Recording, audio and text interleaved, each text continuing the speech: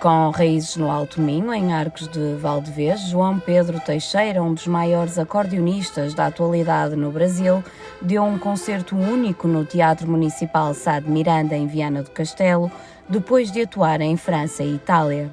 O músico brasileiro dedica-se ao acordeão e à concertina desde os 7 anos de idade. É muita história, né? Apesar de eu ter apenas 41 anos, eu dedico a minha vida à música, à concertina, ao acordeon desde os 7 anos de idade. Para mim a música começou muito natural. Como um brinquedo de criança, o instrumento ali estava junto com meus brinquedos e foi saindo como se eu estivesse dando continuidade a alguma coisa.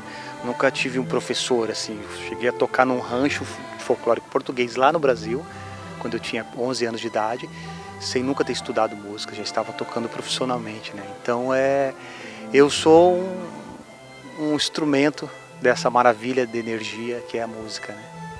Foi em 1994 que se tornou profissional. Começou em 94 profissionalmente, né? No Rancho Almalusa, lá no Brasil, em Curitiba. E desde lá esse instrumento sempre tô com ele nos meus braços, no meu peito, em todos os momentos, né? E ele tem me inspirado muito para sempre estar compondo, sempre compor, que é o que me move, né? 90% dos meus concertos com a música são obras autorais, então tem um envolvimento muito forte com a música mesmo. Mesmo tocando outros instrumentos, nunca lhe passou pela cabeça subir ao palco sem a concertina ou o acordeão. Não, no palco não. Eu toco outros instrumentos porque eu escrevo para a orquestra sinfônica, escrevo para todos os instrumentos, né? Estudei, depois eu tive toda uma formação acadêmica, né? Porque precisa, né?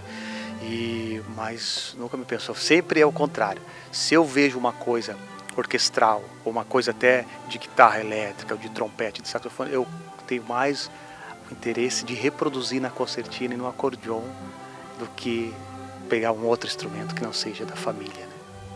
Foi através das redes sociais que João Pedro se deu a conhecer ao mundo. Então, já fazem uns 6 anos que eu tenho dedicado um pouco mais a fazer um audiovisual e compor obras inspiradas no Minho. E as redes sociais é uma maravilha, né? Comecei a publicar e compus uma obra para um amigo que tem uma vinicultura em Arcos de Valdevez, onde é a terra natal dos meus avós, em Rio de Moinhos, dos meus pais que foram novos para lá, né?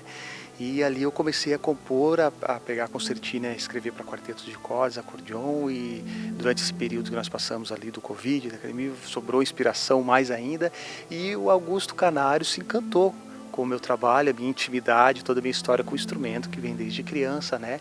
E foi onde ali surgiu o convite de, vem ao Minho, né? Principalmente depois que eu criei várias obras nas margens do Rio Vez, a Moira Encantada de Giela, o Vira Rio de Moinhos, mas principalmente a suíte Minho, o Jardim de Portugal, que eu dediquei ao Augusto Canário por ele ser o nosso ícone, né, da cultura popular de Portugal.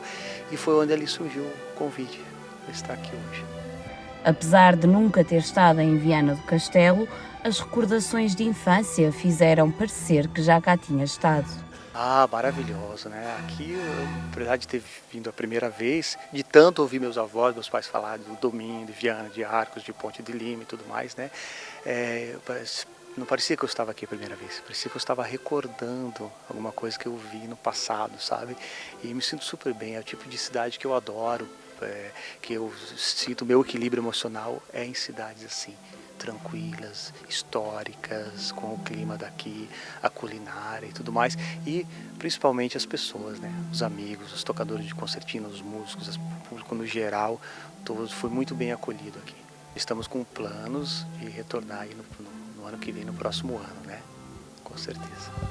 No concerto de Viana do Castelo, o artista brasileiro contou com a participação de um quarteto de cordas vianense em alguns dos temas. Interpretou composições de sua autoria e alguns clássicos de autores brasileiros.